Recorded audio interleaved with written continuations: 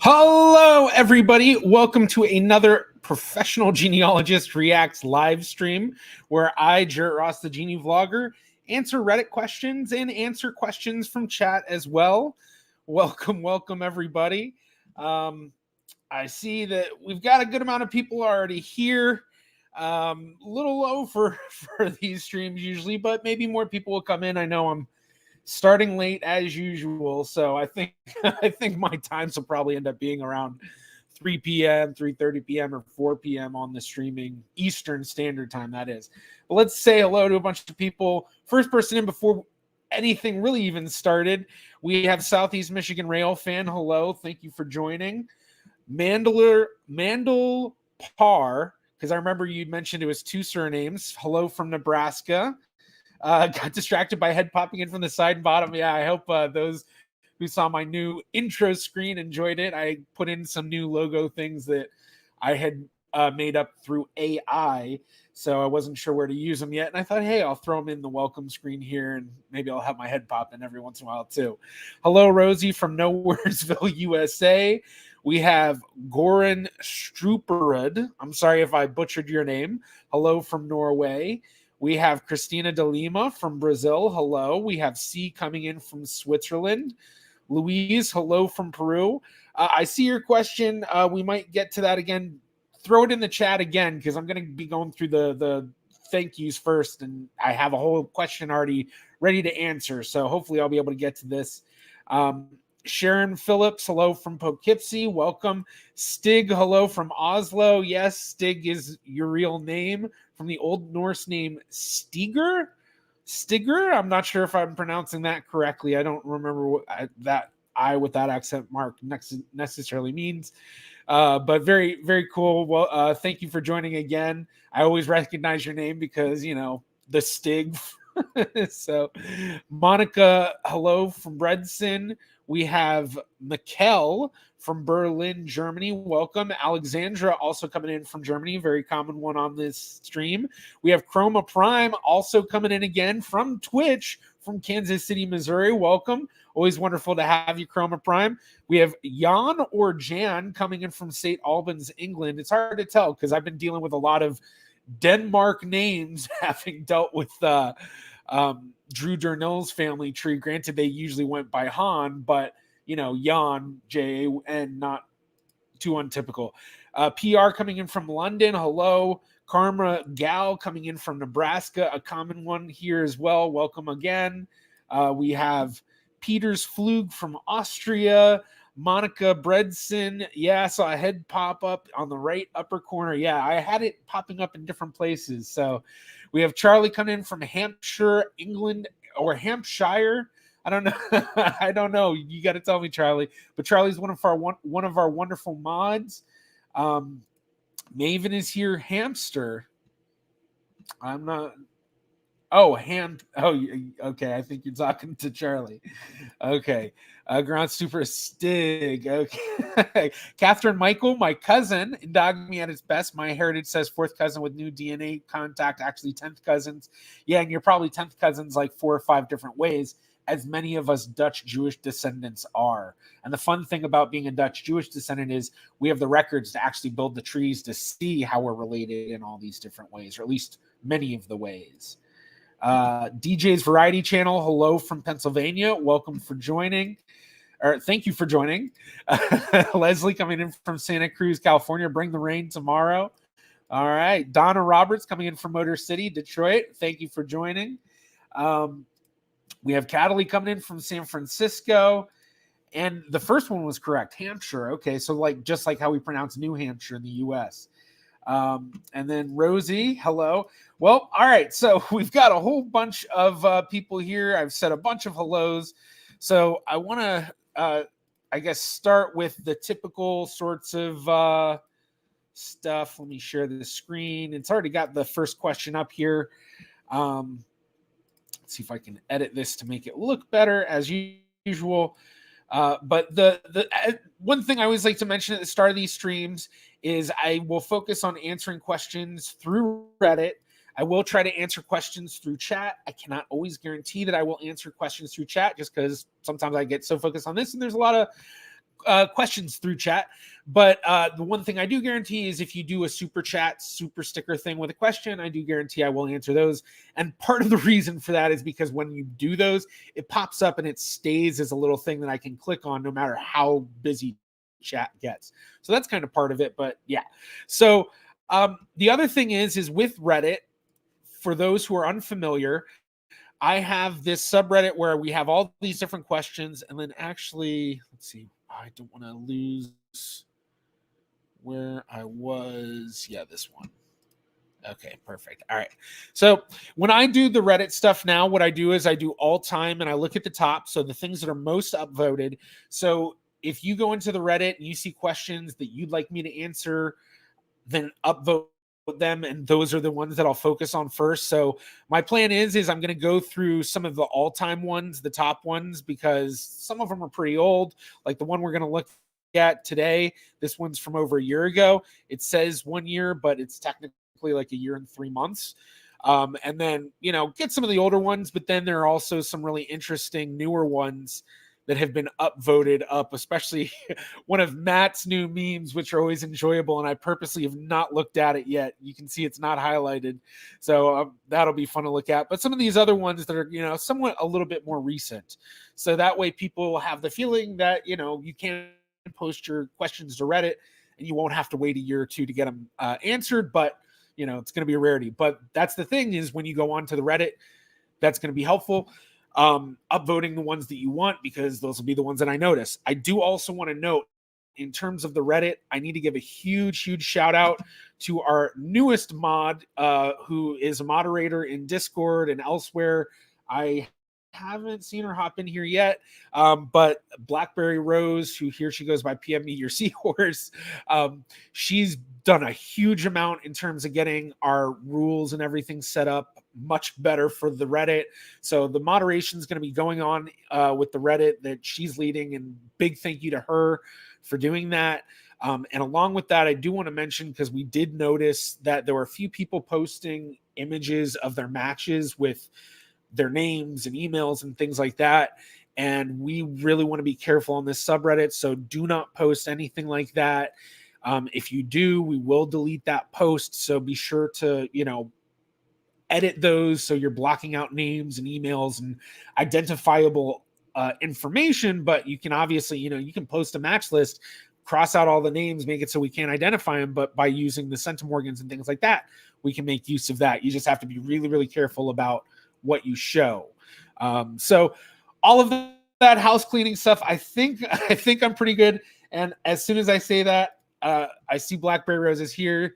So thank you. Big shout out to everybody. Give her a big thank you for all she's done in helping get the Reddit set up much better than it was.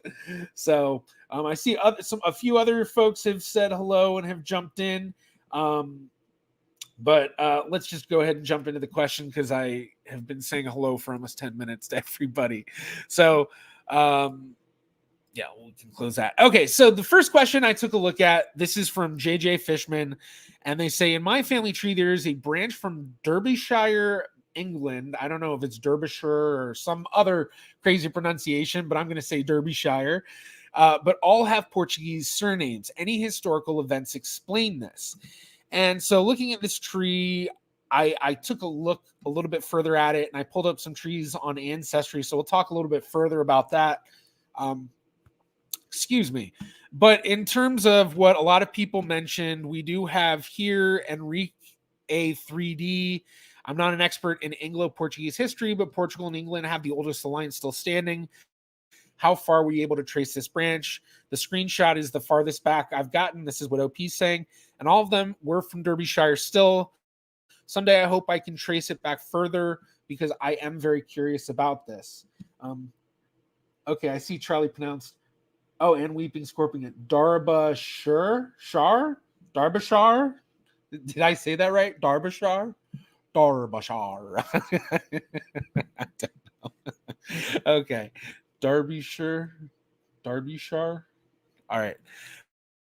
Okay, so some other ones say possibly Portuguese Inquisition, refugees. Have you done DNA ancestry? Did you get any Jewish? They say DNA test says I'm 2% Jewish. The response, do you otherwise have known Jewish ancestry that could explain the result? Did you get any Iberian?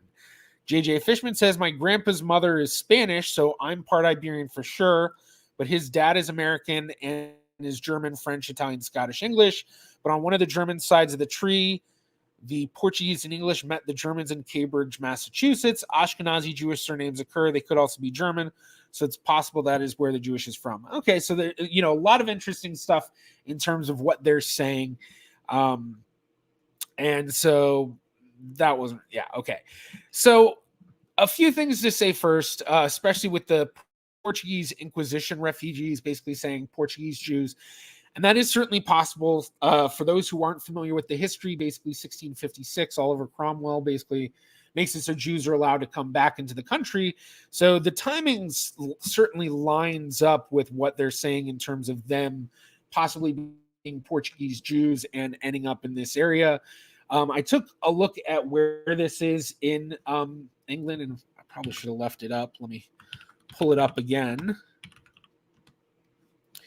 But basically, it's not too far away from anything. And of course, you just, when it comes to migrations and things like that, people can just go all sorts of places, and it just takes, one person, even if there wasn't some sort of historical migration, this Joseph E. Costa or whatever, he just may have just been some random guy who's just like, okay, I'm going to go over here. And he was just the only one to show up there.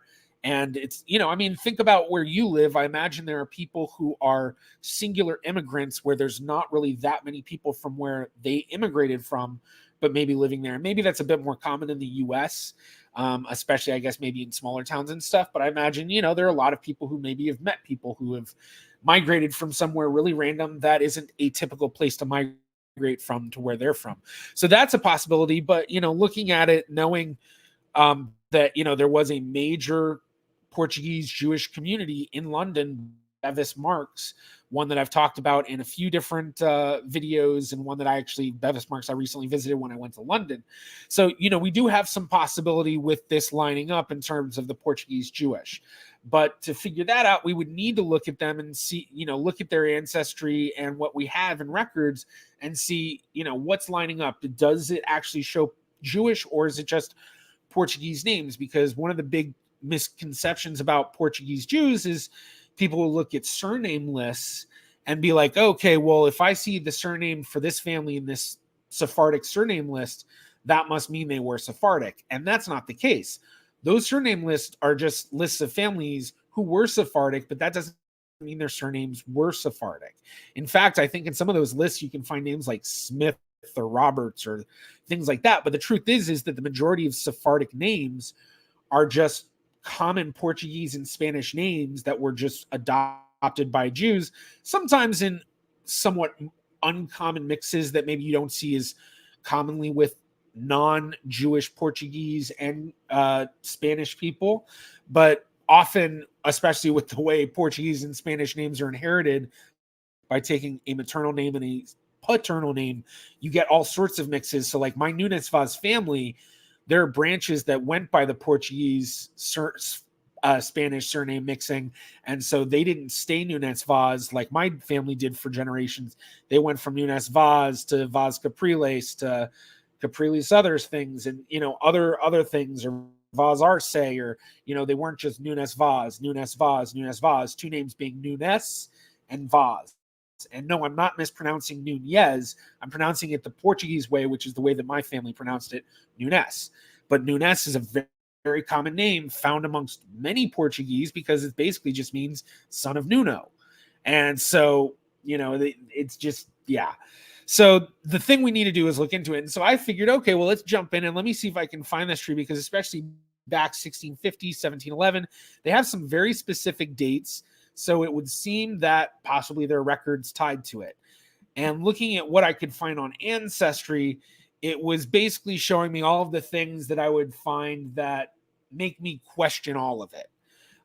Whether or not this is actually a connection and where a lot of this information is coming from. So we have all of this, and I found in multiple trees, I've looked around, and basically all of the trees have what I call family tree circular sourcing. You find one family tree sourcing other family trees that are then sourcing only other family trees. So you can see with all of these family trees, they have no sources connected to this person. So we go here, no sources. So let's go up a generation. Let's see, is anything connected here? Okay, so here we go. We've got a source here, and it's more trees. Then we look at the trees, and well, what are the trees sourcing? It's sourcing other trees. Well, this one has one source, but more than likely that source is another tree. And so this is why I call it circular tree sourcing, is because it's literally just circles and circles and circles and circles of other trees. And every once in a while, maybe you get something else. By the way, throw in some dog emojis if you hear my dog's barking in the background. It's something outside. But like here we get this, but there were, I'm going to have to try to find it, but there was like one family tree that did have some sourcing to it. But when you looked at the actual sourcing, it was basically them just adding in documents that were just the same name as that person. All right, so let's see. Yeah. But even so, when I do look at the trees that are available here, a lot of things don't make sense. 1628, born Derbyshire, England. 1675. All of these births and things. Now, I didn't do super in-depth, exhaustive research. Like, obviously, it would seem that if this is true, this is going to be research that's possibly not digitized very well outside of easy grasp. And whoever has done that research, for one, they haven't been sourced well, but two, that research isn't very easily available. So there could be a lot of stuff going on here. So in terms of the main question, any historical events to explain this? Yeah, there certainly is. There is the tie to Portugal. I did try to look up, are there any, Portuguese Jewish ties to Derbyshire? Are there any, just Portuguese ties, or even, Spanish ties, or just, typical Iberian ties or something? I couldn't find anything. I only did maybe like 5 minutes of Google searching, if that, but just kind of something to, get into it. And there wasn't much to find. So, the biggest thing here for me is really questioning what the reliability of this tree, and actually seeing if you can prove it. And then once you start proving it, what you may start to find is starting to clean it up. And once you start to clean it up, like I imagine, for one, let's say, going off of our Portuguese Jewish assumption, the tree definitely makes no sense, because if they were Portuguese Jews, presumably trying to be fully Jewish at that time, which many Portuguese Jews were in the 1600s, big communities in Amsterdam and Hamburg and Livorno and,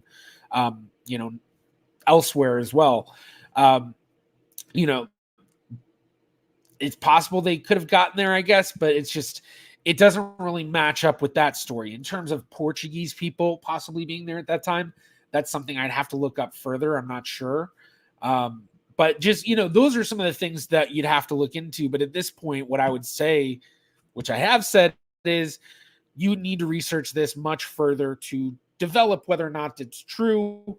And once you start developing whether or not it's true, or what parts of it are true, because sometimes you might find some of it is true and the other parts are just things that other people added on incorrectly, which is not very uncommon. You often will get trees where if there is incorrect information, it's not necessarily all of the information is correct, and you have to go through and piece together what is and isn't. So hopefully that makes sense. Let's see. Okay. Wait, no, that's not what I need. I need to get. Okay, we're gonna do this another way. I'm just trying to get it so I can do the comment of, hey, this is the stream where your question was answered. And then really hope that I'm not screwing it up. Okay. There we go. Got it. Boom. This question was answered during this live stream. And as I always say every time I post one of these, please don't kick me, Reddit, for posting another YouTube link. Okay, and then we need to mark this as reviewed, apply, and then let me check chat. Okay. So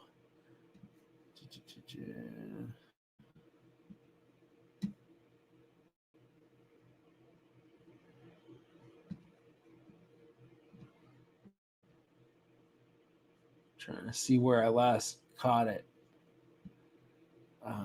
Okay, well, I'll start with my cousin, Genie Vlogger. We have a regional group that meets in Manchester and a Dutch Sephardic group. Yeah, there's I'm not sure if you're talking about the Dutch Sephardic group. There's on Facebook, there's a Dutch genealogy group, a Dutch Jewish genealogy group, and then there's also a Sephardic group. And well, there's a bunch of Sephardic groups, but one that I run, the Sephardic Diaspora.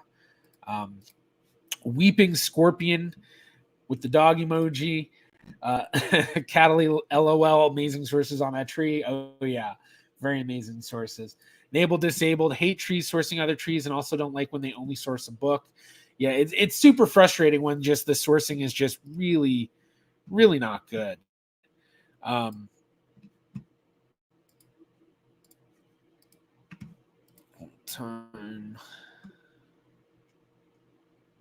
And I think we were somewhere down there. All right, let's keep going.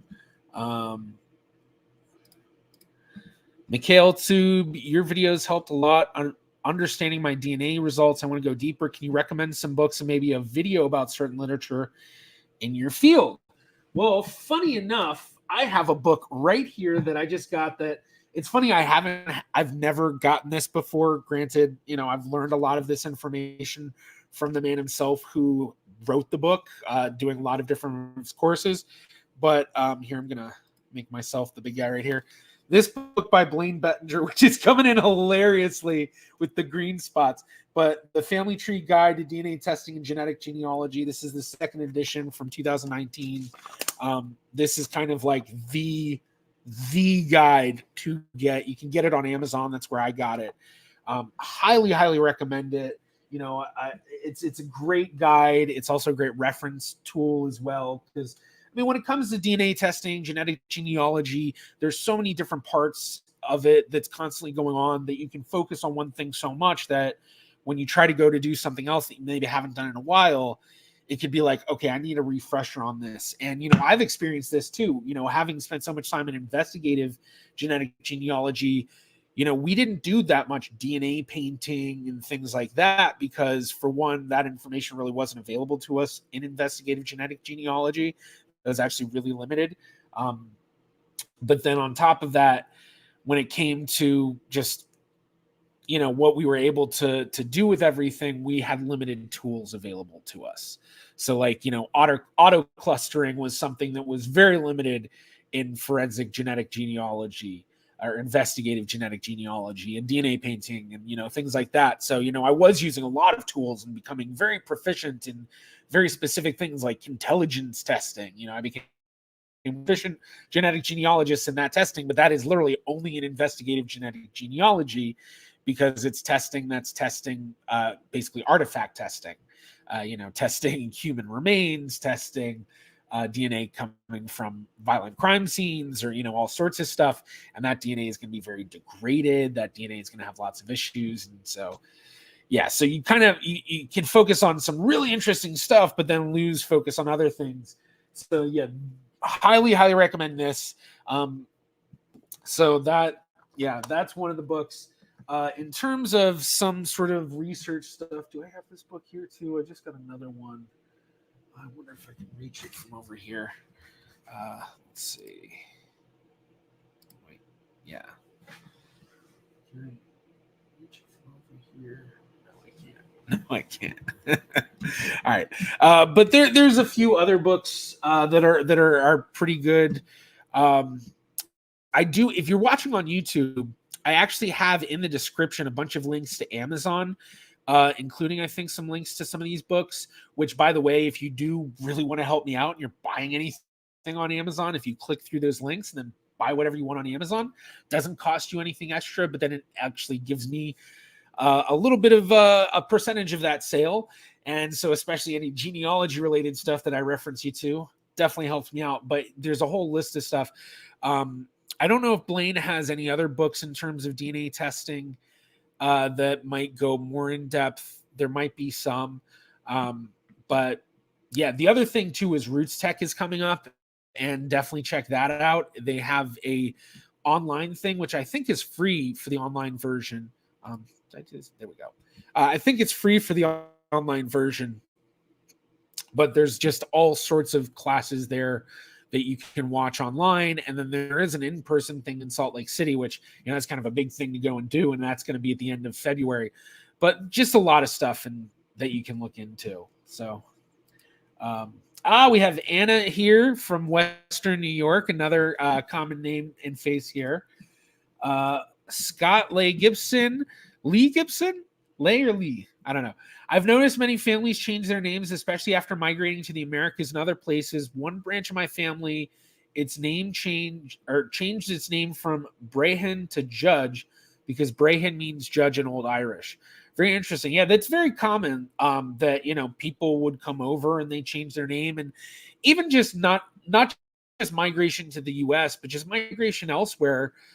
People are going to change their names so that, it's easier to get around in that area. And then also depending on, the culture and how certain people are treated, it may make sense for them to make it seem less of a certain culture.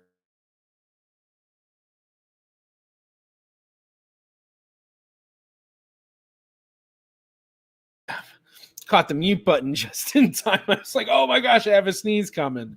Oh, whew. Okay. So yeah, it's certainly very common, and it's interesting to see what the name changes are from. Sometimes it's things like what you're mentioning where it's, translation. Other times it will be, just kind of taking the name and then making it sound or make it easier to sound out in that language. So like recently I did that Drew Durnil video on the Westonskow family, which was technically Vestinskov, which technically wasn't even really their name. That was just a name to describe where they lived. But in the biographies and autobiographies written by the family, what they often say is, had we truly anglicized our name, we would have been Westwood. And that, they wouldn't have been the Westonskow family. He wouldn't have been Hans Westonskow. He would have been Hans Westwood, which is really American sounding. And they even, they knew that. They kind of recognized, we had a choice. We could have gone with Westonskow, or we could have gone with Westwood. And I imagine they probably went with Westonskow because where they landed, they went to Manti, Utah, and they were basically, the majority of the town were other people from Denmark or other Scandinavian, countries, basically Norway and Sweden, and then some people from England as well. There were so many people around. Westonskow wasn't that difficult to do, and what they probably just Westonskow because when dealing with American officials or just non-Danes, and especially with how much the Mormons pushed English, it probably just kind of made sense. Let's go with Westonskow. But yeah, it's very interesting looking at that and how different people change their names. Daniel M. Jared, is your tree publicly viewable somewhere? Genie.com. I think I'm pretty easy to find on Genie. And then you look at my tree, and a lot of it's going to be private. A lot of living names and things like that will be private. But yeah, you'll be able to basically see and navigate my tree, and then also WikiTree. And then I have trees all over the place because I go by the cousin bait rule. Basically, put my tree on every website available, even if it's what I call a bear tree, just ancestors and maybe a few other relatives. But the concept of the more places you have your trees, the more places it's easy for cousins to find you, aka cousin bait. Hook, gotcha, found you. Yeah. Okay. Let's keep going.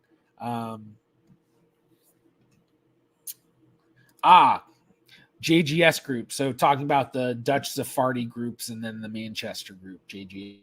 So Jewish Genealogical Societies is what that means. Okay, that's good to know. They're all like New Hampshire, a very short shra. A very short shra. Okay. Lewis, anyone know what happened with Family History Fanatics? Why they aren't posting any more videos? I don't remember exactly what the reasoning is. I don't even know if they announced any sort of reasoning, but I did see that they are on the schedule for Roots Tech. So, I hope everything's okay. I haven't spoken to Andy or Devin in a while, so probably since last Roots Tech. So hopefully I'll see them in Utah. So are you saying if you wore a green t-shirt, you'd just be a disembodied floating head? Yes. In fact, there is a streamer that I constantly get told I look like who wears a full green bodysuit when he streams, so it's just his head. It's Pay Money Wubby. Let me pull this up because I've definitely gotten that, and I wouldn't be surprised if there's some people in chat who like, as soon as I said that, are like, "Oh yeah, you're right."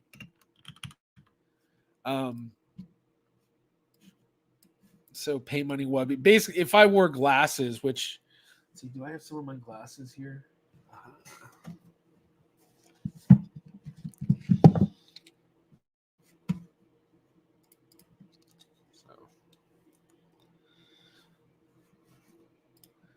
I don't know.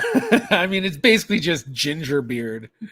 So, I mean, going by that image, that definitely looks a bit more like me.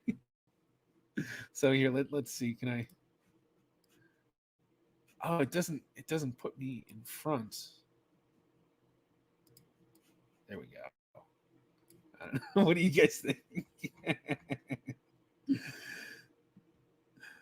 So yeah, I don't know. I mean, I don't usually wear glasses that much. I have very, very little correction needed. So fun reference. I used to actually work as an optician.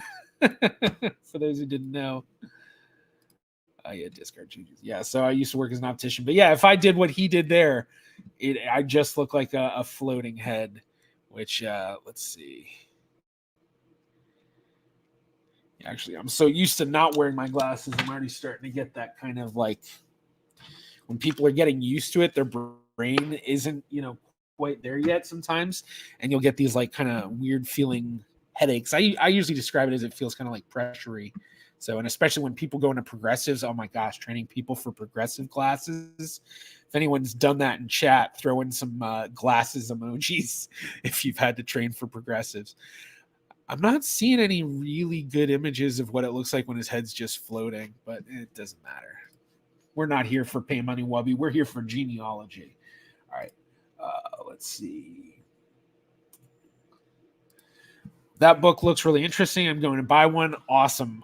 Definitely buy it through the Amazon link in my description. Help me out with that.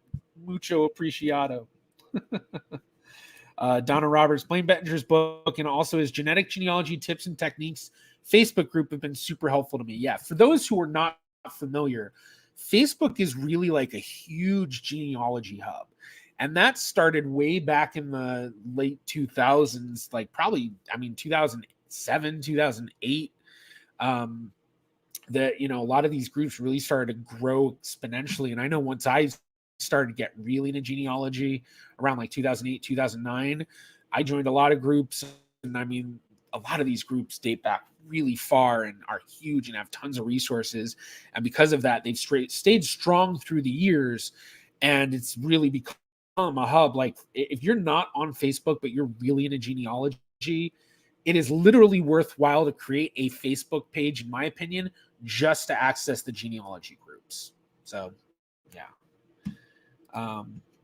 Hello, Irene. Welcome. Thank you for joining as usual.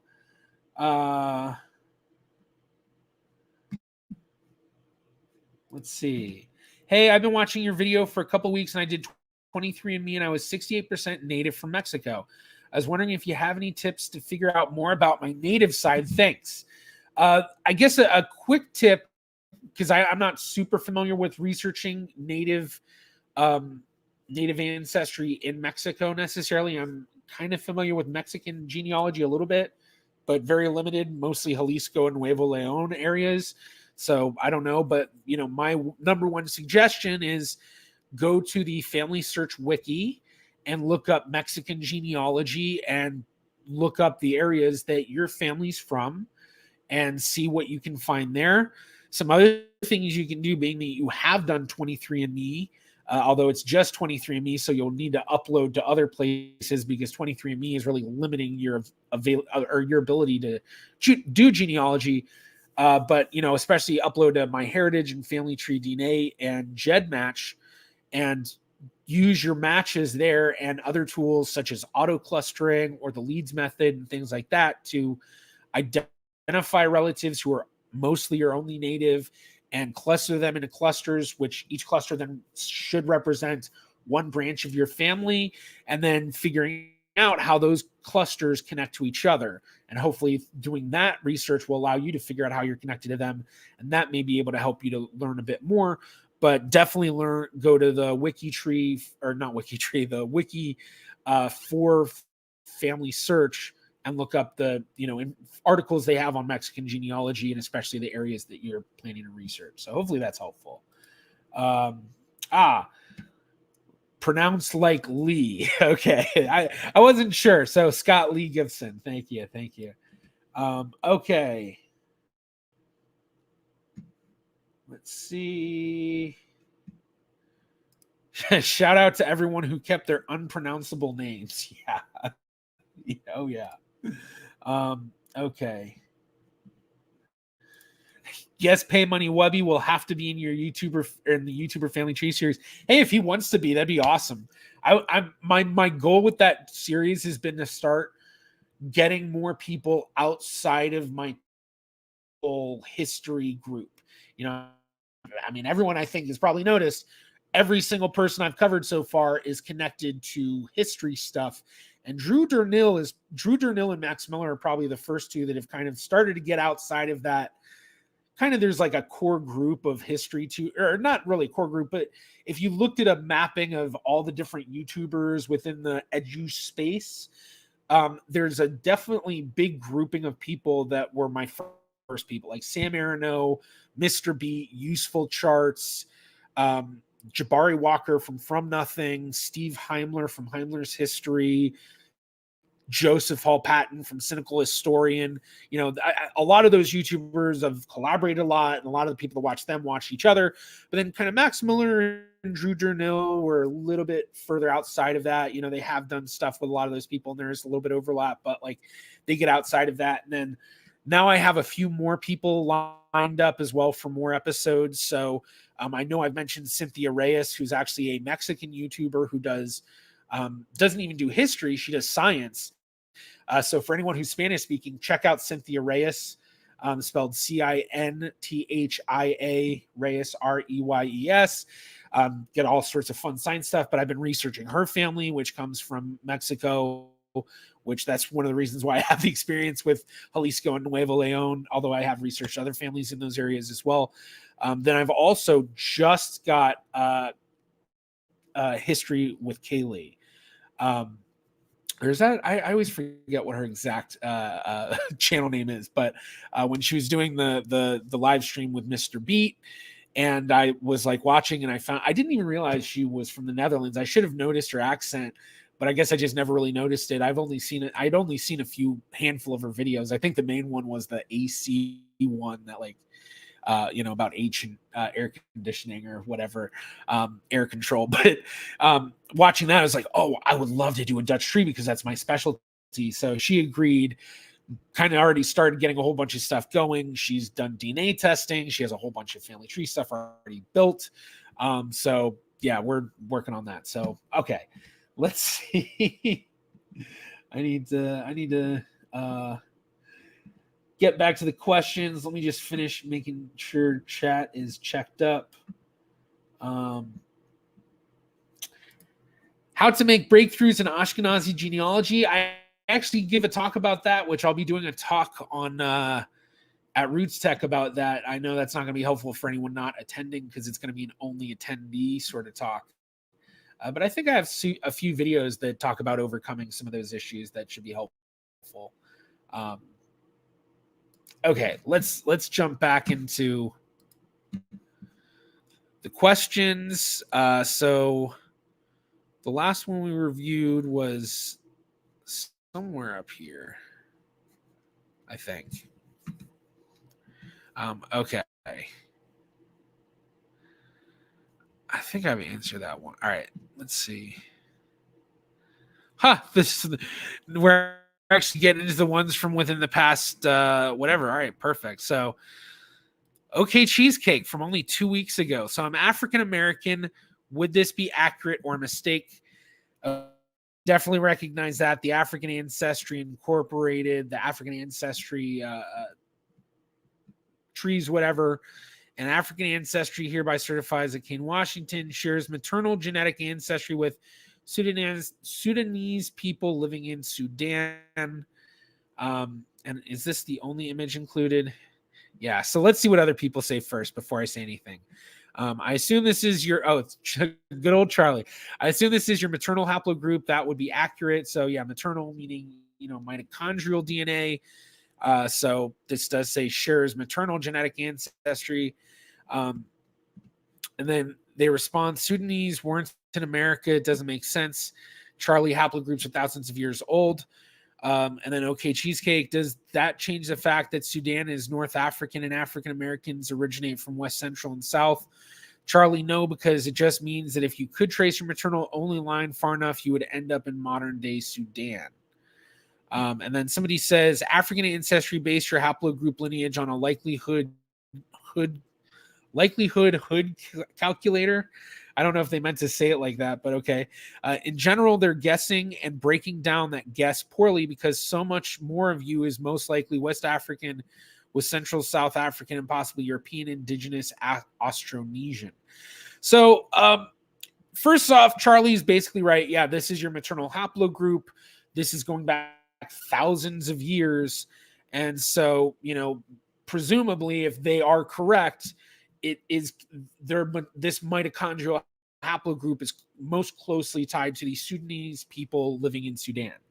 Now, with that said, I am familiar with African American or African ancestry to be a problematic company, and not necessarily that they're doing anything incorrect, but more of that they're kind of overselling it. And there is an article, I'm going to see if I can find it real quick.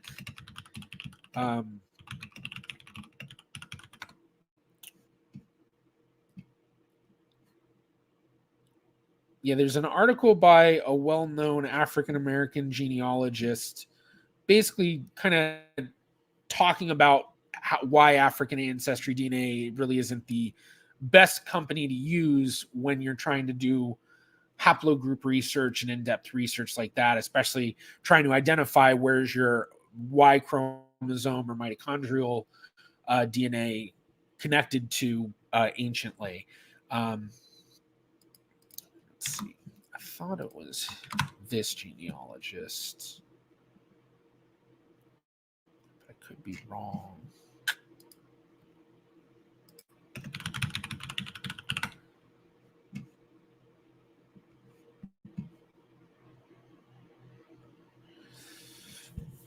They may. I wonder if they took down the article.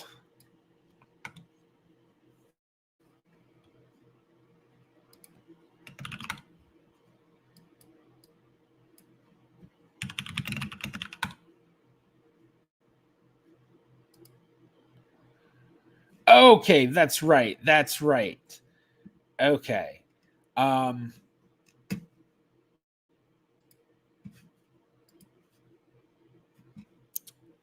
Let's see.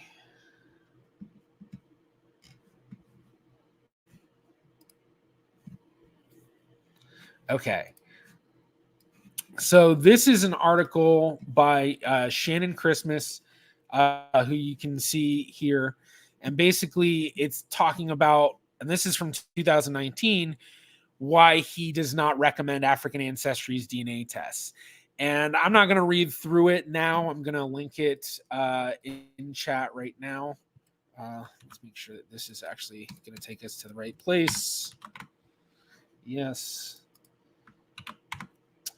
So just an interesting article, and kind of just talks about this thing. And I've spoken to other genetic genealogists and geneticists about these companies, and basically what I hear from everyone is that kind of the same thing of, it's not necessarily that they're wrong, or it's just that they're kind of they're overselling it, or I guess another way to say it is they're being a little overly confident with their very specific hypotheses, where most genetic genealogists and geneticists would probably word it in a much vaguer way. But that doesn't necessarily mean it's wrong. And, I haven't had any personal experience with this company. I think when I did the collaboration with Useful Charts and Jabari Walker, in Jabari taking a bunch of different DNA tests, and then I built the family trees, which we still have more episodes on Jabari that'll be coming out too in the future. So all the singular episode guests, there'll be more episodes on them. It's just a rotation. But anyway, they did a bunch of tests, and I can't remember if this was one of them, but I feel like it might have been. So you can watch that and see what the results were there. So, it certainly could be true, but my suggestion for this person would be to look into Family Tree DNA and get one of their DNA tests, or specifically their Y-DNA and or mitochondrial DNA tests. But I can't remember 100%, but I think, doesn't Family Tree DNA now gives with their Family Finder basic haplogroups? If anyone knows, I'm pretty sure, but post in chat. Yeah, let me check chat real quick.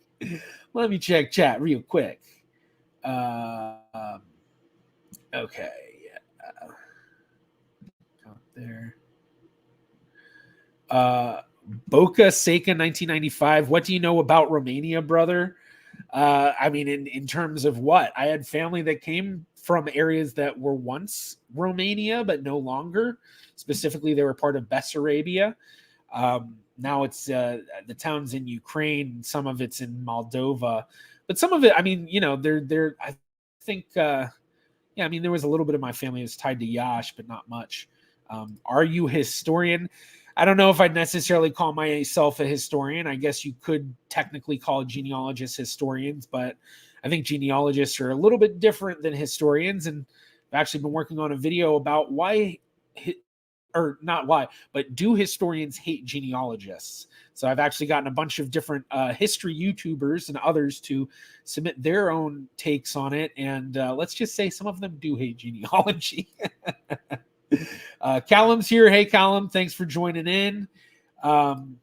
Blaine Bettinger will be at Roots Tech 2024 if anyone is interested in online version. I actually was looking that up the other day because they just released the full schedule. I'll actually be giving 2 talks at Roots Tech Live. But I looked up to see if Blaine was speaking, and I didn't see him there. So I'll have to look again. Maybe it wasn't showing everything yet. Okay, let's keep going. Okay, let's mark this as reviewed, and then, oh yeah, I gotta do that again. Gosh, I need to think about this stuff much better. How long have we been going? All right, 45 minutes. Not too bad. Not too bad. 2 questions under the belt. Oh, it's gonna play. No, you're not. All right. This question was answered. It wasn't really answered, I guess. More reviewed. I mean, in a sense, it's an answer, but not really. The question was reviewed in this live stream. Hey! All right. And now that we've done that, we're going to do this year.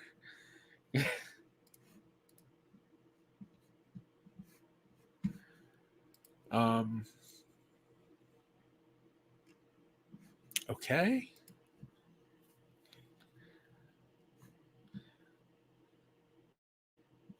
Oh no. No, don't tell me I just got kicked or something. Let me check my emails. Oh, that'd be terrible if I lost this profile.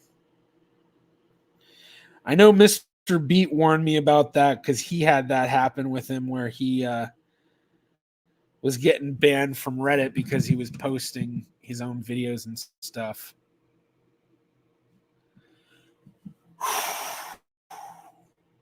Okay. Okay, maybe. Oh, let's hope. Let's hope. All right. I'll have to start. I need to start because I think it's what 1 in 10 you're supposed to be posting your own stuff, or yeah. So I need to start. Yeah. Okay. Me trying to piece together how I'm related to the close family DNA match I don't recognize. Very much so. That's a great one. That's a great one. So that's a great one. That's what I said. There we go. Commented. Bam.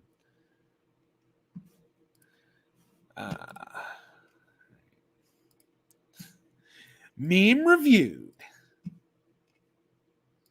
All right. All right. So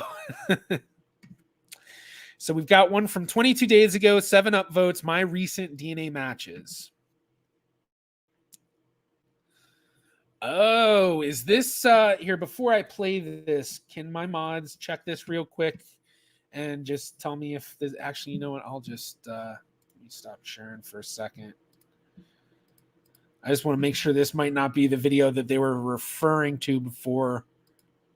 Oh no, I don't see any DNA, man. Okay. Unless I'm missing something.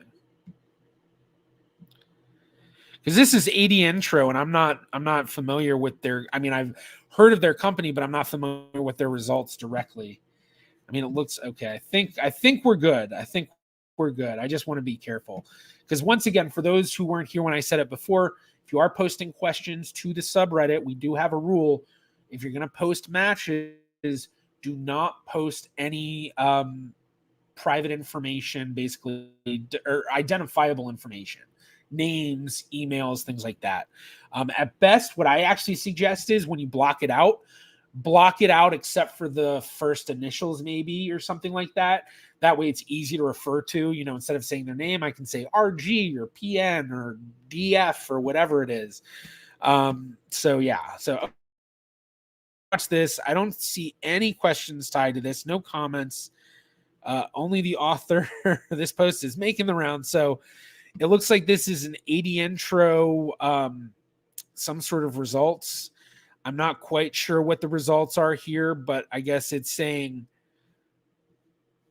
I'm not quite sure actually, because I mean these are all really high up. I'm kind of curious what all these colors mean.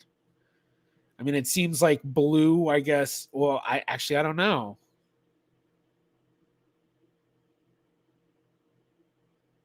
So I'm not sure what these results even mean. So yeah, okay. Thank you, Blackberry and Charlie, for checking that. But yeah, no, this is I'm not sure what to say about this. Like I said, I'm not, I mean, this kind of seems like, I guess this is what, like, population group correlation. I forgot exactly what it's called because GEDmatch has a bunch of things that are kind of like this. But I mean, this is something I'd have to look into further, but based on what I'm seeing so far, this doesn't seem like it'd be a genealogically relevant tool, aka a tool that would actually be useful in furthering genealogical research and uncovering the family history. I could be wrong, but it just doesn't, it doesn't seem to be that. This seems more to be kind of, getting an idea of, how closely related are you to these people, I guess, in terms of your breakdown, because I guess here's your sample. So there's the blue, the yellow, the green, the orange, and then the lighter orange. So that's the closest one, which does make sense. And that's the next. And then, you know, it just kind of, I guess maybe that's it, which possibly could be helpful in terms of just, you know, understanding, I guess,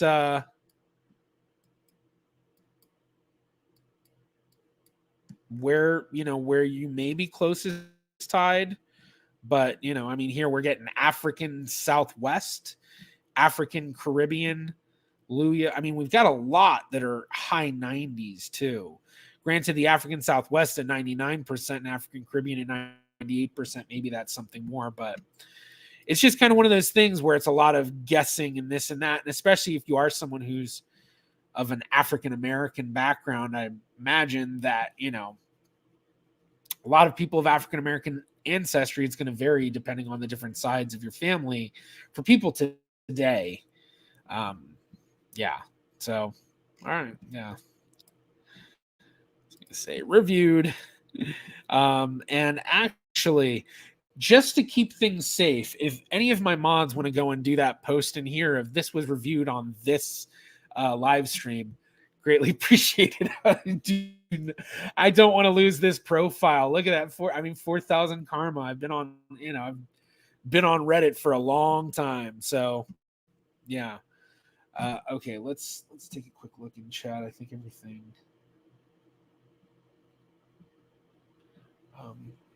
That's not a bad idea. Just paste the data live stream. Yeah, that's not a bad idea. And then Christopher Cripps right on with Kaylee, history with Kaylee. Yeah, that's what I thought. So that one's going to be, I'm so excited because I'll be able to finally show off some of the amazingness with Dutch records. Okay. So I guess let's jump into the next question. Let me make sure and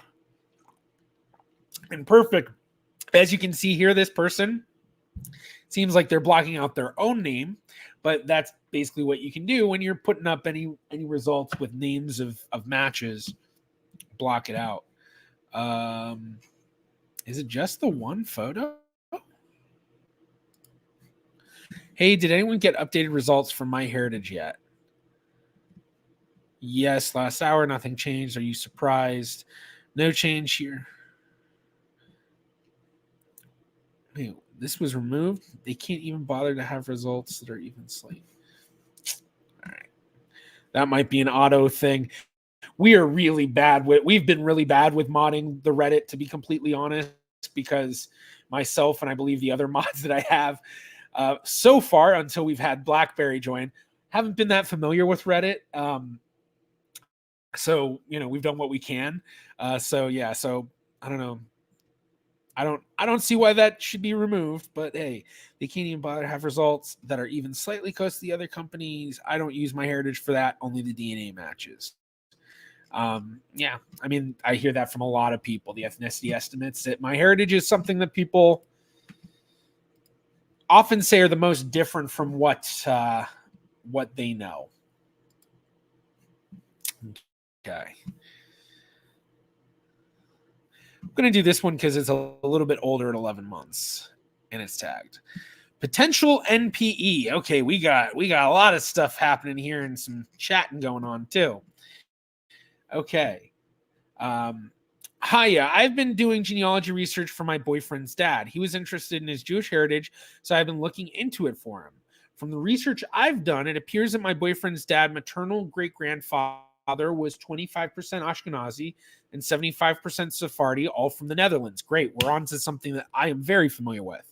This is all fine and dandy until I had my boyfriend's dad tested. His DNA showed the following: England and Northwestern Europe, 45%, Wales 13%, Scotland 11%, Ireland 11%, Sweden and Denmark 10%, Jewish 4%, Germanic Europe 4%, Levant 1%, Portugal 1%. The rest of his family is all from southern England and Ireland, so there wasn't anything too shocking. When I first saw the results, I assumed the Germanic Europe was just a misreading and that the Levant and Portugal were most likely misreadings or through the Sephardi ancestry. After investigating his DNA results more in depth, think that there was an NPE event and that David Tashar, my boyfriend's fourth great grandfather, was not the biological father of Leon Tashar, my boyfriend's third great grandfather. I came to this conclusion because all of my boyfriend's DNA matches were showing between 1/2 and 3/4 the amount of Jewish DNA. Furthermore, a fair few of his DNA matches had a considerable amount of Germanic Europe. I know alone this could just be put down to recombination or misreading, but it raised my alarm bells. The only other piece of evidence I have to support that this was probably an NPE is that he had no DNA matches through David's family, but he had several from Esther's, David's wife and Leon's mother. And he had DNA matches from Esther and David that share less DNA than I would have expected, had on average much higher Jewish ancestry as well as, okay, let me reread that. I give that weird emphasis. And he had DNA matches from Esther and David that share less DNA than I would have expected, had on average much higher Jewish ancestry as well as little or no Germanic Europe. I know that this is all really far back when trying to use genetic genealogy, so my theory might not stand. However, I just wanted a second opinion. To summarize, I thought my boyfriend's Jewish heritage was 1/4 Ashkenazi, 3/4 Sephardi. Now, because of DNA testing, I think it's 1/4 Dutch, 3/4 Sephardi.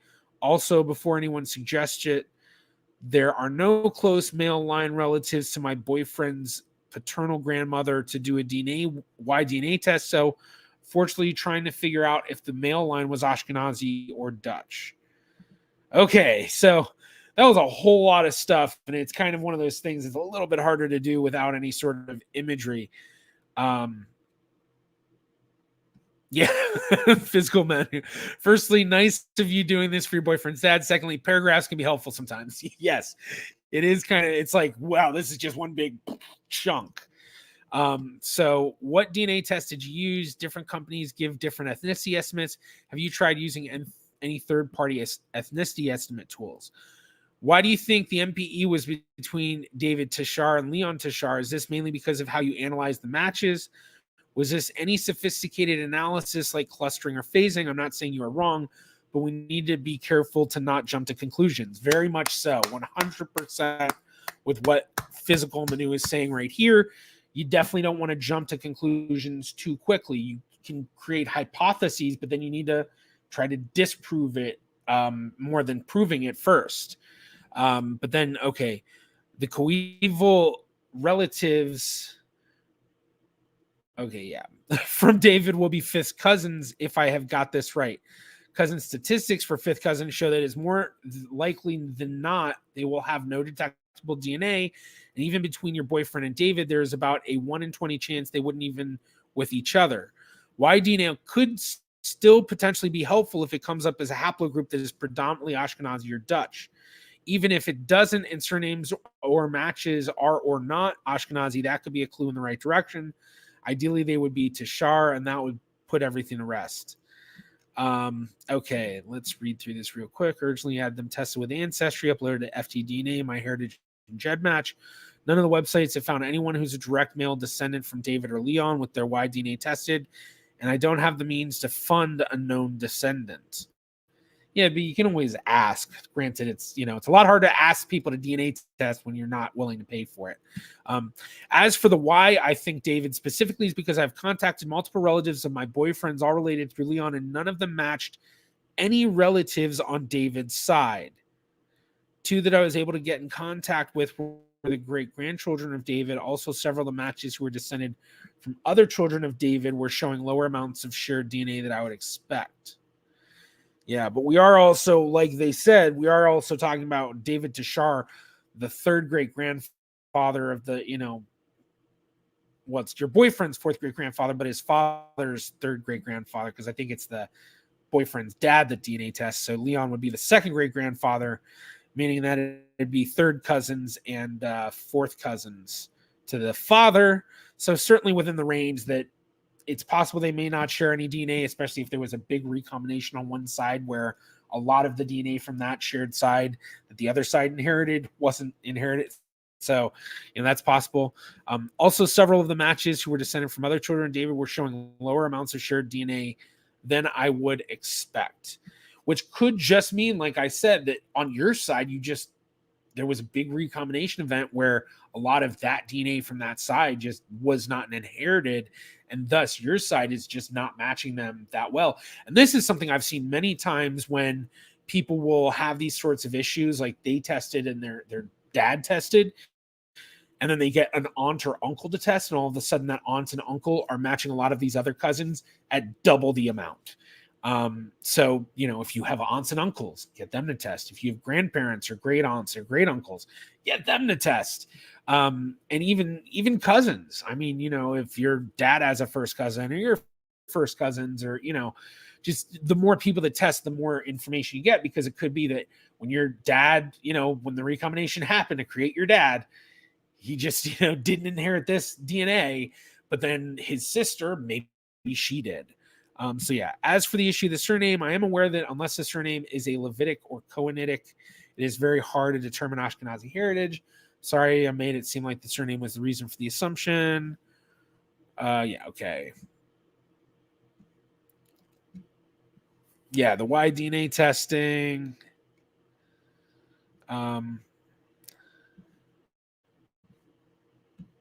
Okay. I'm wondering if they're Canadian, because this is a lot of very cordial conversations and sorries and apologizes, and just, I don't know. That would be funny if they ended up turning out to be Canadian. So, okay, so yeah, I mean, I think, for those that want to kind of read more into this, jump to this page and look into it. But I think what they're, what Physical Manu is saying is really a lot of good ways to look at it, a lot of good ways to think about things. They mentioned SegCM, which is a great tool to help in figuring out these types of things, in terms of how someone is related to you in a more nuanced way than maybe the Shared Centimorgan project does. Granted, once you kind of get out to further distant relations, it's not quite as different from Shared Centimorgan project, but can still be helpful. But the Y DNA testing, that'd be a huge thing to go about it, or way to go about it. But I think the biggest issue they really are dealing with is just the fact of that, it is such a far back NPE question that there is a big, there's a bigger question mark of, is something wrong going on here, or is it just something else with the DNA that, like they just didn't inherit that much. So, all right, we're going to do reviewed. Once again, if my mods can go in there, I guess, I'll try what Donna suggested. This, this question was reviewed during the live stream on Professional Genealogist Reacts on January 30th, 2024.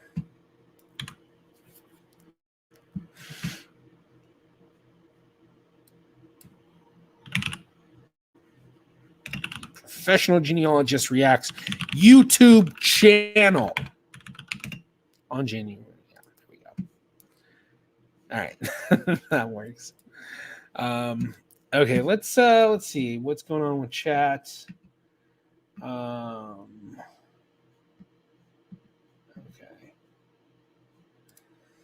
Callum, is it true that you should test second cousins before testing first cousins? I mean, it depends on what the research question is. I mean, in terms of testing first cousins, you're basically just confirming your grandparents. Whereas when you test second cousins, then you're more confirming your great grandparents. So by testing second, testing fairly close, so you should get a lot of shared DNA, but also distant enough that it's a more distant ancestry that you're confirming. So, but I mean, it really depends on the question you're trying to answer. So, yeah. Daniel M is, why DNA testing worth it, especially for a mysterious paternal line? Well, yeah, if it's a mysterious paternal line, definitely Y DNA testing is super helpful. Now, depending on what the mystery is of the paternal line, that's going to vary in terms of how much Y DNA testing can help you.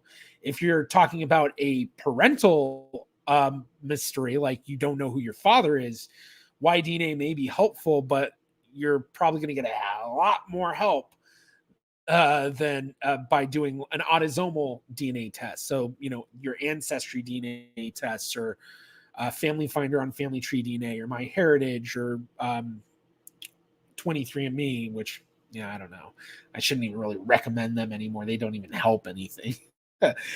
So especially, for mysterious paternal line that's, real close, I guess, not just a father, but, if it's your grandfather or even a great grandfather possibly. But basically, the further you get out in terms of what you can actually trace, the more usefulness you'll get out of the Y DNA, because big part of Y DNA is being able to connect with others through your paternal line. It tells you very deeply what your ancestry is, which, that can be helpful somewhat for you genealogically if you get really good matches. But with Y DNA testing, it's, even though it's kind of the older part of genealogy testing than autosomal, it did not get as much attention as autosomal did. So the Y DNA testing databases are much smaller, and it's much harder to get useful matches. But definitely do it, and the more matches that come through, the better. And if you do it, obviously, I highly recommend Y DNA testing through Family Tree DNA, especially a big Y if you really want to get the most bang for your buck, and especially if you do it. And if you want to be money conscious, though, I guess I should say, a Y37 test, if they even sell those still, Y37 or Y67, that's just testing 37 markers or 67 markers, then that will, that could be useful. And then if you do that and you get some good matches, then that's when it may be very worthwhile to consider then paying even more for big Y. So that's if, money is a little bit of an issue. If there is no issue with money and you can just spend whatever you want on DNA testing, just go ahead and do the big Y 700. You're just going to get the best that you can do. Southeast Michigan Rail fan, seen my previous, post your questions again. Like I said, I can't guarantee I'll get to all of them. I do these little bits where I jump in, but any sort of things of, hey, go back and find my old question, I'm not doing any of that. You just got to post it again and hope I'll get to it.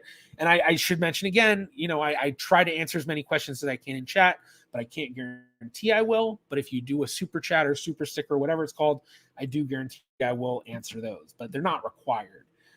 So yeah, post your question again. I'm not going to go back and find it, but if I see it, I'll try to keep an eye out for you. So Daniel, your question about Y DNA, your fourth great grandfather's unknown, then yeah, Y DNA testing could be really helpful for you. With a fourth great grandfather being unknown, I'm guessing your third great grandfather who is known was probably born early 1800s. If you're much older than I am, then maybe your third great grandfather was maybe late 1700s. But for most people who are about my age, people born, I'm a millennial, so 1980s, 1990s, sort of my generation, I guess you could say. Third great grandparents are early 1800s. Fourth great grandparents are late 1700s, usually, not always. But that's kind of a general 30-35 year gap generations. But yeah, Y DNA testing I think would be super helpful. Okay. Yeah, they do still offer Y37. Thank you, Chroma Prime.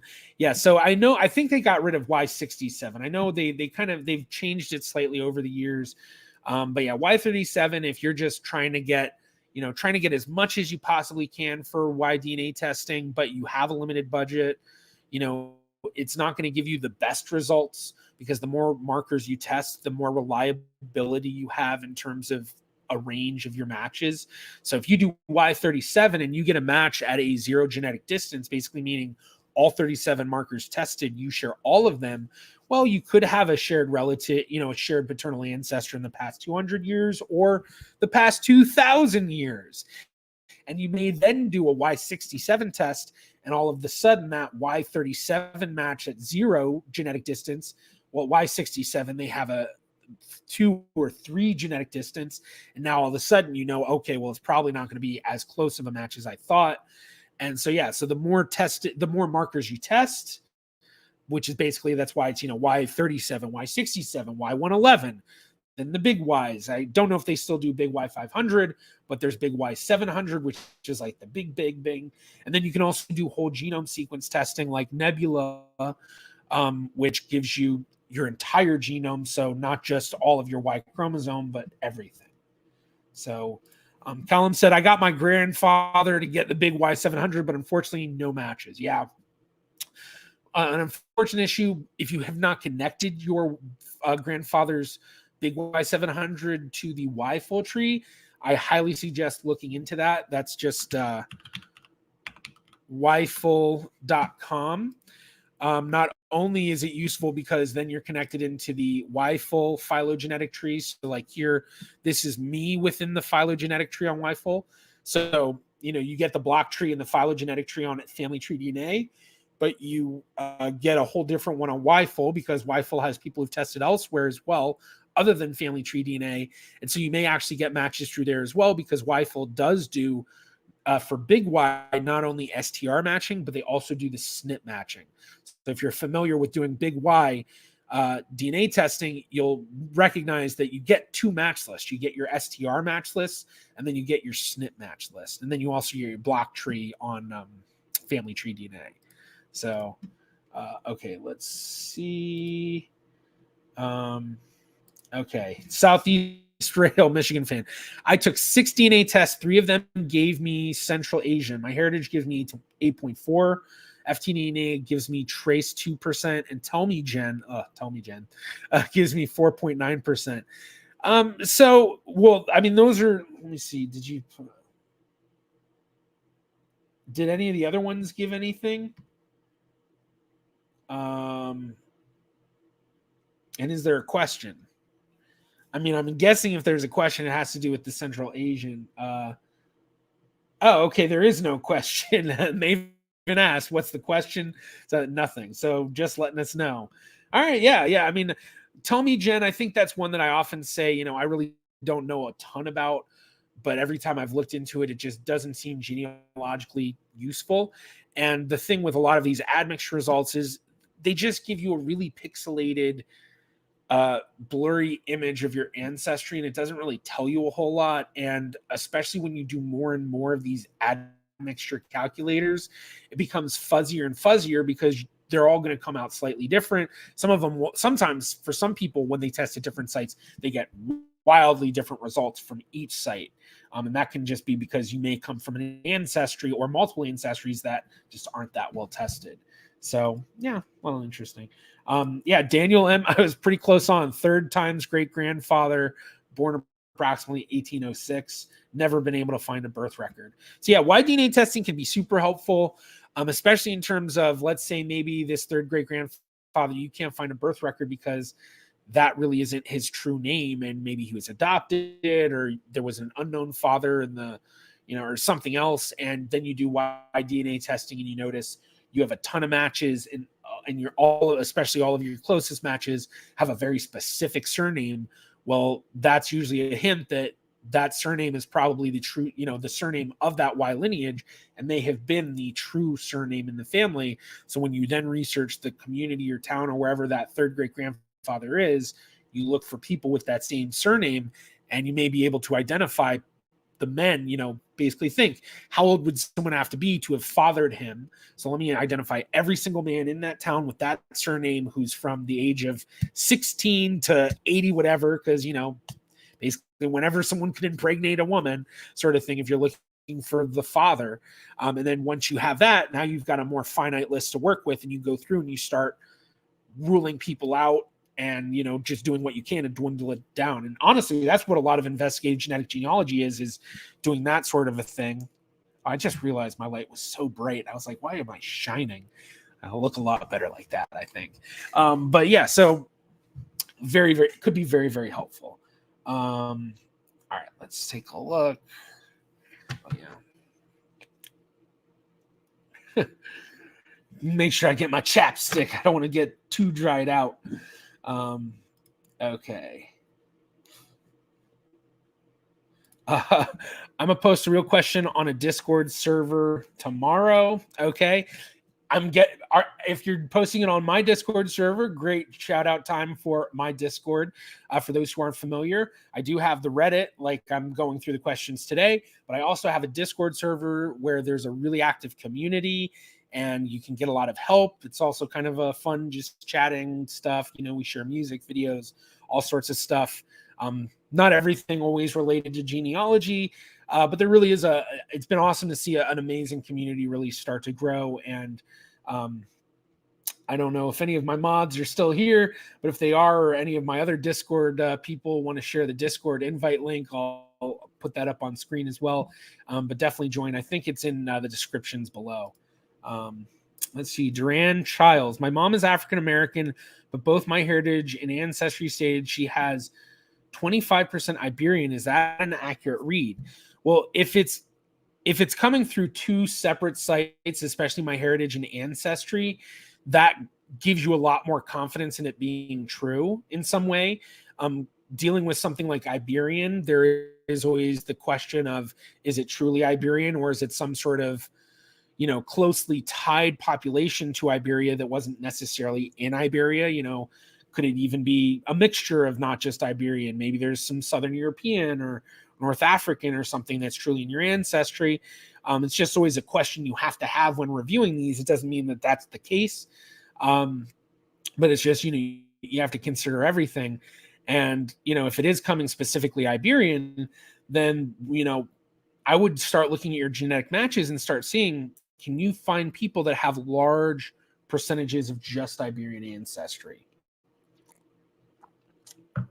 And even more, can you identify people that have that they're matching each other? So like one technique that you can do is start looking through all your top matches until you find one where there's like, especially there's like almost 100% Iberian or something, but a lot of Iberian maybe.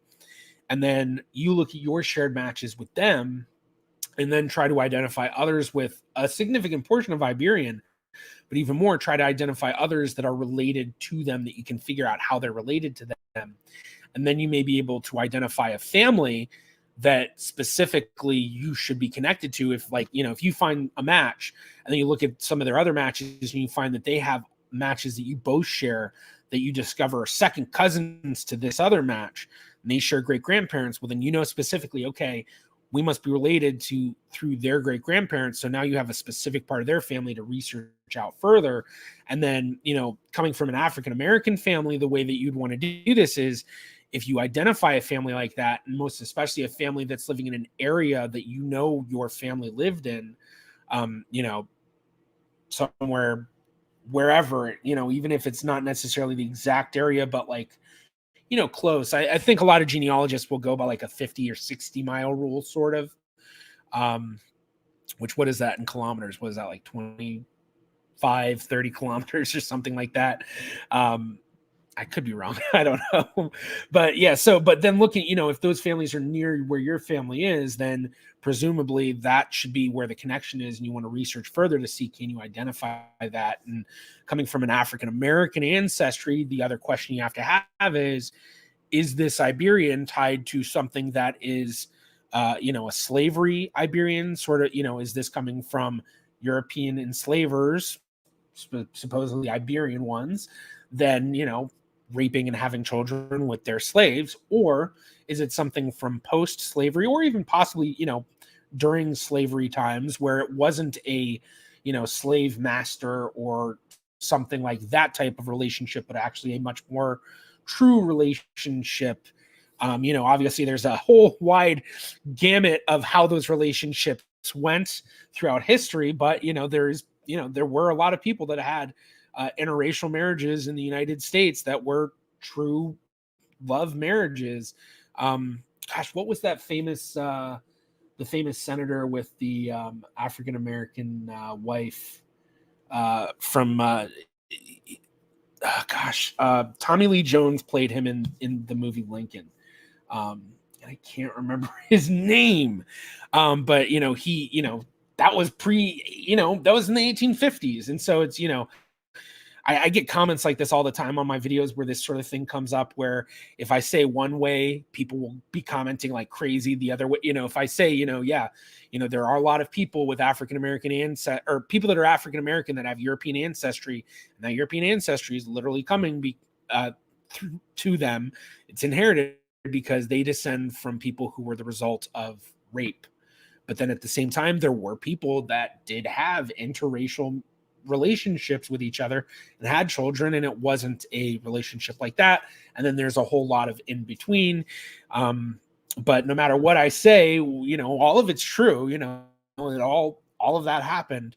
But a lot of people like to comment one way or the other, depending. So, all right. Either way, hopefully that was helpful. But I guess the main point I was really getting at there is that with that 25% Iberian, there is that question you do have to also have of, is it going to be something where I need to basically be investigating, slaveholding Iberians in the South and trying to link your family into that?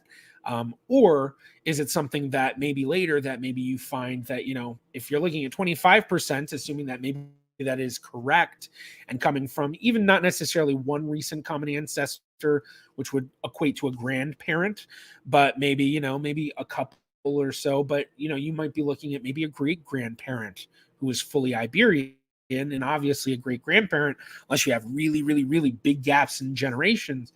I feel like for a lot of people who are millennials, assuming maybe you're a millennial, a great grandparent would be somebody born in either the late 1800s or really early 1900s. So, okay, hopefully that was helpful. Let's see. Chroma Prime, thank you. They only offer Y37, 111, and 700. Okay, I thought they'd gotten rid of the 67. So, yeah, and the 500. Yeah. Humphrey, thank you. So, let's see. Aha, I wanted to look for that real quick. Thank you, Charlie. So once again, for those that want to jump into the Discord, there is the Discord information. Definitely join. Very, very cool area. All right. Okay. Wait until the holidays order DNA test kit as they have discounts. Yeah, they're constantly. It feels like basically once every other month there's a bunch of discount. During, I think the next big one's probably going to be, there's going to be a lot of discounts at the end of February for Roots Tech, but the next big sale is going to be around Valentine's Day. Although I don't know if that's a huge sale necessarily, but basically every holiday there's usually a good amount of sales. Okay, and how long have I been going? Oh, I'm about at an hour and a half. So, all right, we'll do one more, and we're gonna go with this one because it's 1 year older and it has more upvotes than comparing differences. So, I know it's just a percentage one, so hopefully, but it's 14.9. So hopefully this will be interesting. Okay, hello. What do you think this 14.9% means ancestry-wise? I've never heard about any of my ancestors originating from the Balkans. Also, I expected more diversity in my results as a Greek person. All right, I mean it's right there in the in the answer.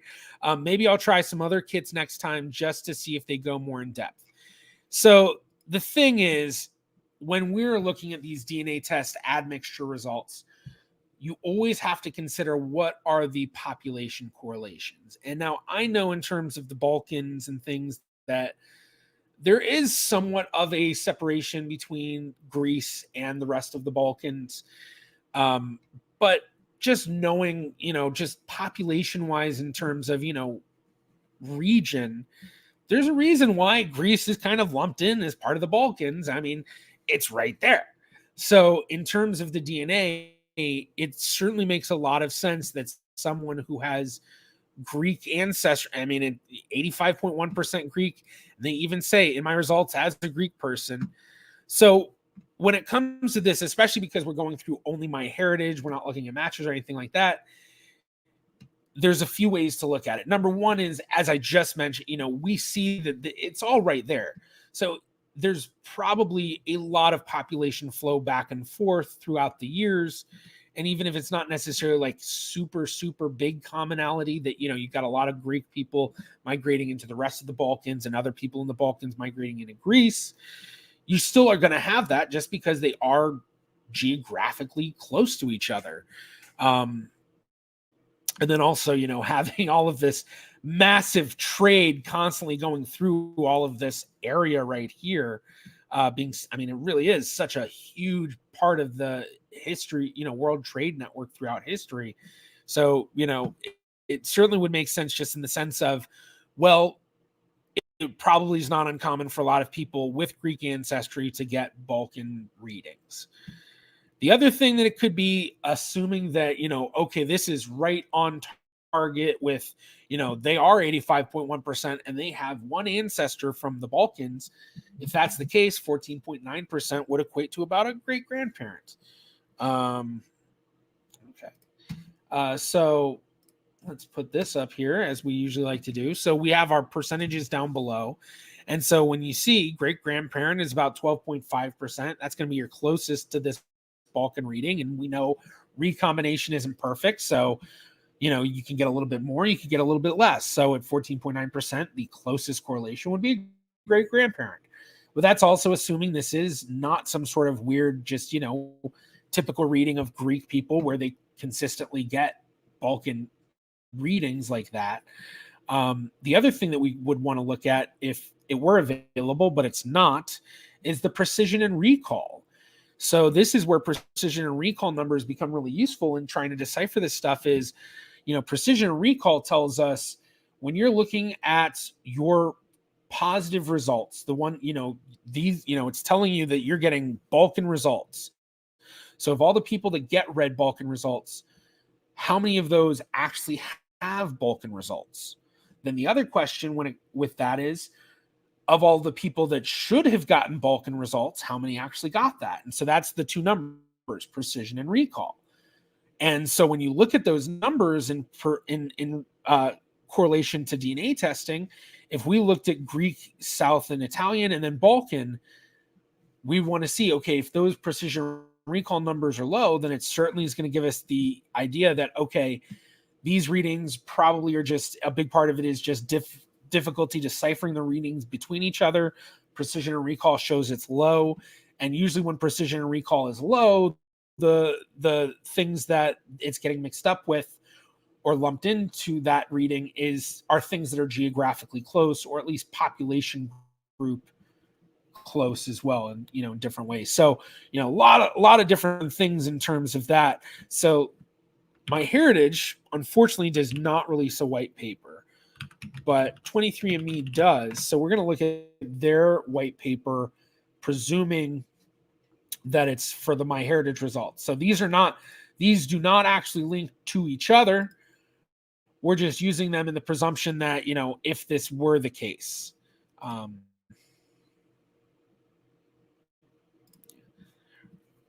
So wait, this is MyHeritage, right? Or am I getting that wrong?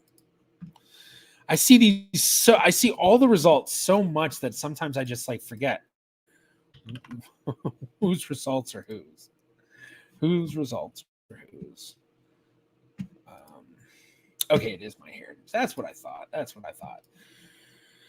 Okay, so here we've got the white paper for 23andMe. We can see updated 2020.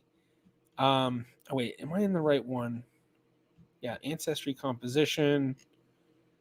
So here we go. Precision and recall.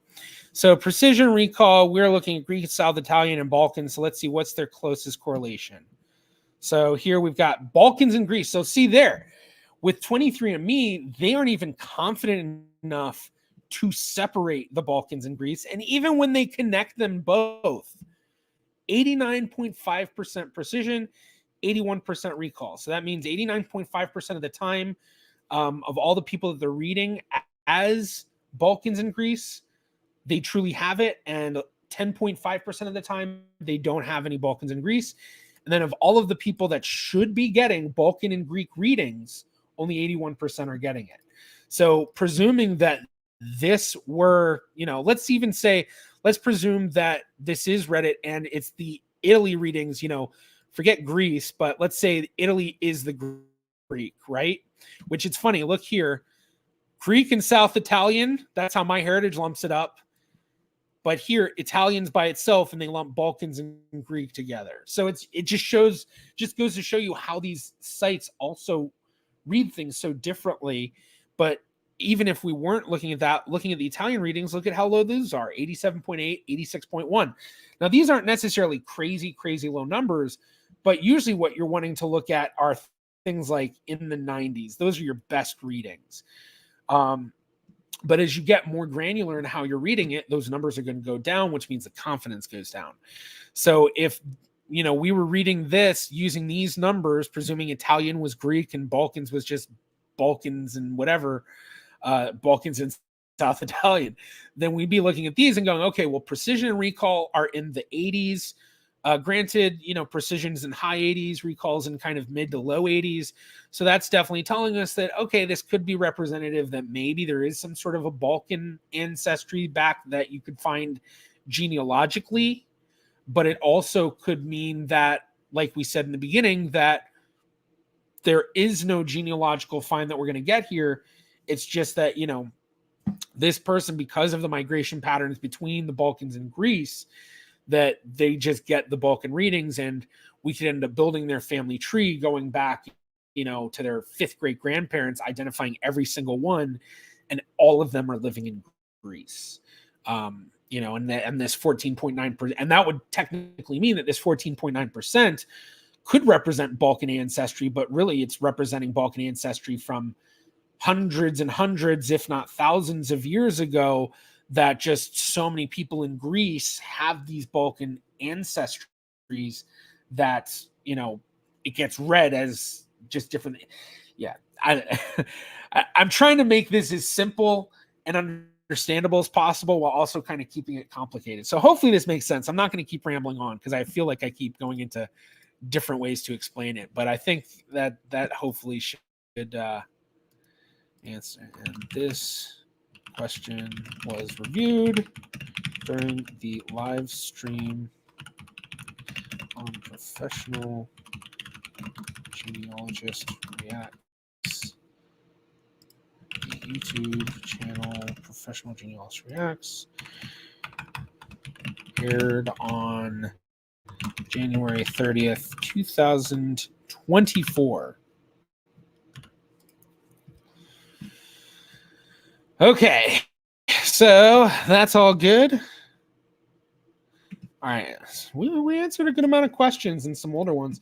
So I'm gonna check chat real quick, and then I think we'll call it a day. So hour and a half stream, not too bad. Actually, I guess over an hour and a half at this point. So let's see.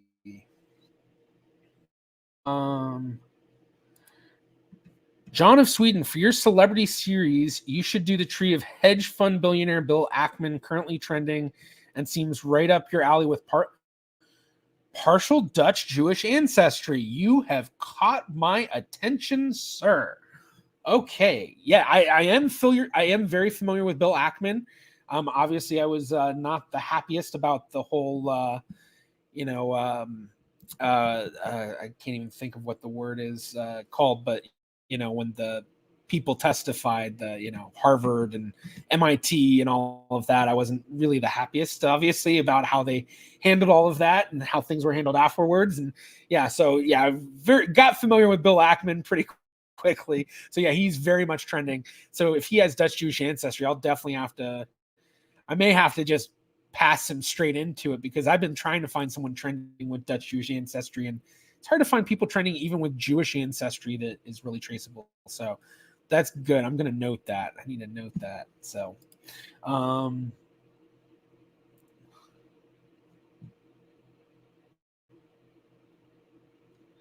yeah. Also possibly look at history of the region around the time, trying to remember if Greece and parts of Balkans would be part of the same empire at around that time. I think they would be. Yeah, I think it's Ottoman Empire, which I guess maybe that's why everyone was saying Ottoman Empire. Or I feel like I saw a bunch of them. I see a few of them here. Okay. But yeah, okay, yeah. Macedonian Empire, Roman Empire, Eastern Roman and Byzantine. Lots of it was Yugoslavia for a while. Yeah. Let's see. I did a search on my surname a few years back, and it derives from the word iron and is Spanish. It also was telling me that the iron workers in Spain could have been Jewish. Is there anything to this? Well, I am familiar with some Sephardic Jewish families with the name Arera. spelled Ereira, but when it comes to spelling with surnames, that's not really something to rely upon that well, especially when you're talking about tracing families back into the 1800s and 1700s and 1600s, because as you start to get further back, surname spellings get a lot less consistent. And especially when you're talking about various branches of same families, different branches will change the name to different things.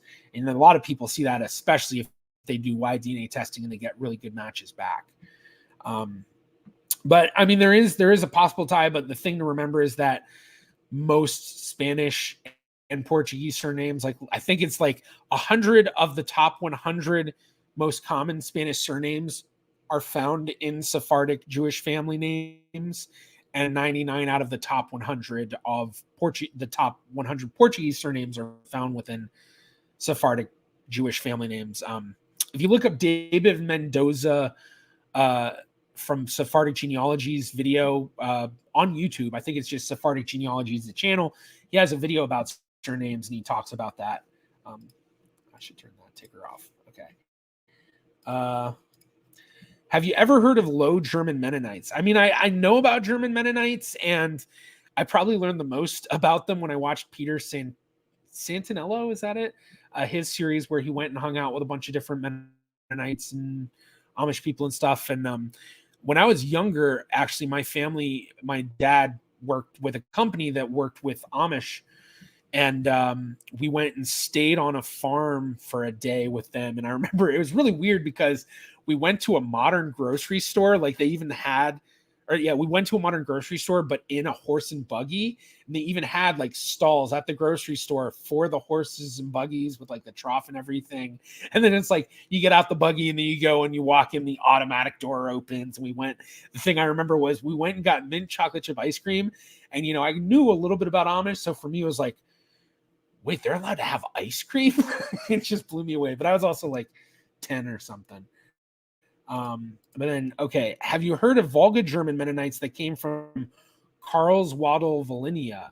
I mean, I'm somewhat familiar with Volga Germans just because of the research I did into Mr. Beats family, which came from Katharinenstadt, Russia, and then settled in Catherine, Kansas.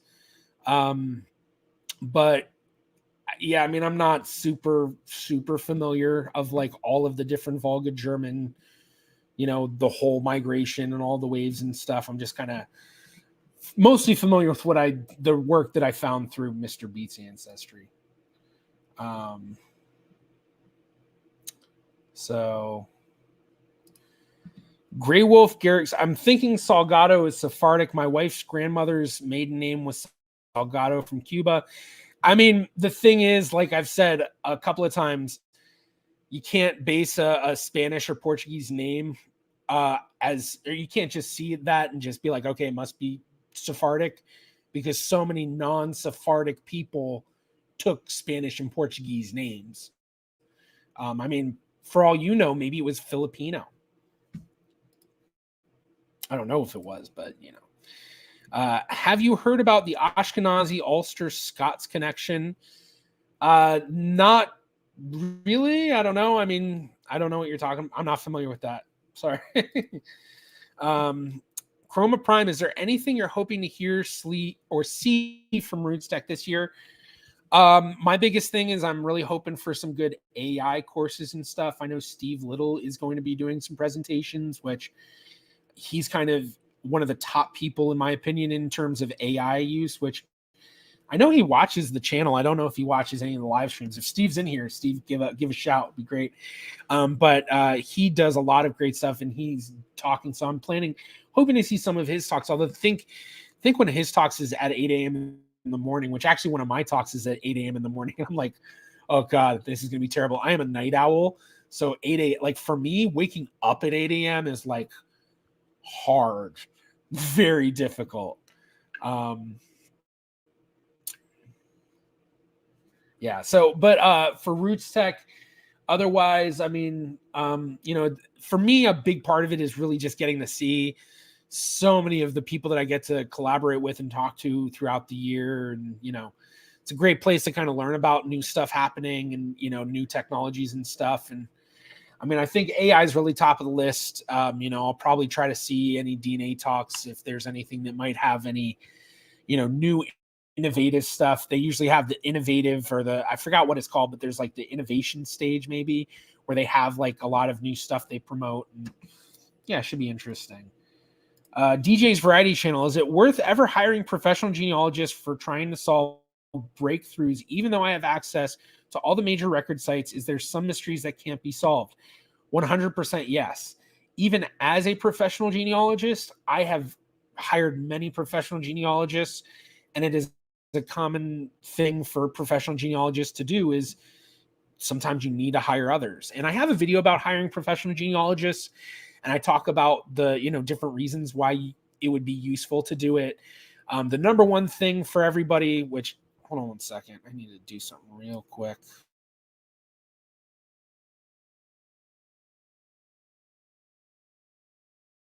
Okay, there we go. All right, so actually, because I'm not answering any more questions from that. The number one thing for people when they're hiring a professional genealogist is just time saving. Time saving and just, mind saving, I guess you could say, is just, a lot of people don't want to learn how to do the work. They don't want to buy all the different memberships and all of that. And so hiring a professional genealogist helps overcome that. But for someone like yourself who, you're paying for a lot of the major record sites and you're doing all this different access stuff, well, if you're trying to research something that needs a very specific expertise, and especially something that's in a very different area than you are, especially in a different country, sometimes you need people with that expertise or on the ground in that area. So a couple of times that I've hired professional genealogists, one of the first ones was I hired Matteo Giunti from Livorno, Italy, to help me in researching my Nunes Vaz family in Livorno. And he did a bunch of work there that, I paid him for. And, it was extremely helpful. And there was no way that I would have ever gotten any of that information. Like, even to this day, that there's a lot of information that he sent me that I would have not been able to obtain otherwise than hiring him or some other genealogist that was familiar with those archives. Another time was hiring Sergei Fazulyanov, a Ukrainian researcher who lives in Vinnytsia Oblast in Ukraine, to help me in researching my Tolchin family, which now a lot of the records he did find are now available, but his expertise in being able to go through those records, which are in a different language than what I'm familiar with, so he can catch nuances of when name spellings might actually be phonetically similar, but I wouldn't catch that, just, little things like that. And so he was actually able to identify family members that, even though now that the records are available, without his expertise, I might not have made that connection, even with what's now available, especially with how things are transcribed. So there's a lot of really useful things. And especially when you're hitting brick walls, even just a consultation, sometimes that is helpful, speaking of which, I do offer consultations through my Patreon right now. I'm going to hopefully offer them other ways as well. But, doing a one-on-one just for an hour and going over stuff with someone can be really, really helpful. So, yeah. Hopefully that's helpful, but definitely look up my video about how to hire a genealogist. And I actually talk about places you can find them. All right, let's see. Well, thank you for being on Twitch. It's wonderful to see you there. I noticed that Twitch has had a little bit higher of a presence than usual on average, so that's good to see. Definitely trying to build that up. Salgado is one of the names I ran across in Netanyahu's book on the conversos, who are Jewish folks forced to convert to Catholicism in Portugal and Spain in the 1500s. Yes, I am very familiar because this is my expertise, are the Sephardic Jews, and this is the exact sort of thing that I try to fight against, is these ideas that I found this list of Sephardic family names. That must mean that my name that's the same is also Sephardic, and that is not the case. These lists are not lists of these surnames are only Sephardic. These lists are lists of Sephardic families and the surnames they had. If you look at these lists enough, especially there's so many of them, you'll find names like Smith and Roberts and other ones listed, which are definitely not Sephardic surnames. So don't look at these surname lists and think, oh, the surname's there, it must be Sephardic. It's just an indication that there were Sephardic families that had adopted that name, but there are a lot of other non-Sephardic families that have probably also adopted that name. So, I get where you're coming from, and this is a thought process a lot of people have, but you need to really look at it in depth and really analyze it and understand that, well, not everyone with that name is going to be Sephardic, so you can't assume. And that's unfortunately a big thing that has been pushed for a long time with Sephardic genealogy, and especially a lot of the people that are in the B'nai and Nusim side of the Sephardic research. Not to say that there were no B'nai and Nusim, but a lot of it is very much overblown and incorrect and bad research, really. But like a lot of it is also based off of this, where even more so, people will have similar surnames and then they'll do research where it jumps multiple generations where they have no proven connections for like hundreds of years. But then they're like, but this person with that same ancestry has to be the ancestor, and thus we were Sephardic. And one thing you'll hear, if you ever hear this, this is often a time to start critically analyzing everything that they're saying, is they'll say, well, this is the underbelly of genealogy. This is the underbelly. And no, if you start hearing that, the reason they're saying that is because it doesn't adhere to the genealogical proof standard of actually proving every single generation and proving every single point with exhaustive research, confirming no contradictions and all these other things. And so if you hear that, underbelly of genealogy, don't necessarily run, but start really critically analyzing everything they say, because unfortunately there's a lot of that of, well, it's the underbelly of genealogy because we skipped a bunch of generations. All right.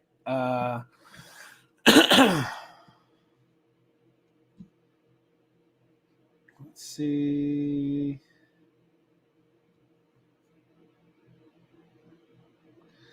Just jump through a bunch.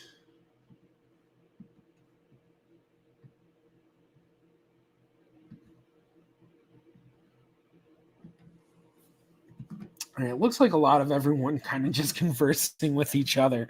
So, and I'm getting close to about 2 hours. So I think I'm going to call it, especially because I'm a little beat, a little tired. Oh, that's funny that the cup, because it the way it shines is kind of greenish, I guess. Comes through like that. So, well, thank you everybody for joining again today. I truly, truly appreciate it. As always, the next stream is going to be Friday.